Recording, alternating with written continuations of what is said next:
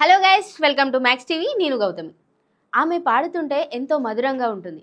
ముఖ్యంగా ఆమె జానపదాలు పాడుతుంటే జనం తమను తామే మైమరిచిపోతారు. ఆమె జీవితంలో పెద్ద సింగర్ కావాలని కోరుకుంది. ఎక్కడ పాటలకు సంబంధించి ప్రోగ్రాంలు జరిగినా అక్కడ వాలిపోయి తనకంటూ ఒక ప్రత్యేక గుర్తింపును తెచ్చుకుంటుంది. ఇటీవల ప్రేమ వివాహం చేసుకుంది. పెళ్ళై 20 రోజులైనా కాకముందే ఆమె ఆత్మహత్యకు పాల్పడింది. అయితే శృతి ఆత్మహత్యకు ప్రేమించిన వాడే కారణమని తెలుస్తుంది. నిజామాబాద్ జిల్లాకు చెందిన శృతికి చిన్నతనం నుంచి సింగర్ కావాలని కోరిక. ఆ కోరికతోనే కష్టపడి ఫోక్ సింగర్గా మారి మంచి గుర్తింపును తెచ్చుకుంది. ఈ క్రమంలో ఆమెకు సిద్దిపేట జిల్లా పీర్లపల్లి గ్రామానికి చెందిన దయాకర్ అనే యువకుడు సోషల్ మీడియా ద్వారా పరిచయమయ్యాడు. ఇద్దరి పరిచయం ప్రేమగా మారి పెళ్లికి దారితీసింది. 20 రోజుల క్రితమే ఈ జంట రహస్యంగా పెళ్లి చేసుకున్నారు. పెళ్లి తర్వాత శృతిని దయాకర్ ఇంటికి తీసుకువెళ్లి అమ్మా నాన్నలకు పరిచయం చేశాడు.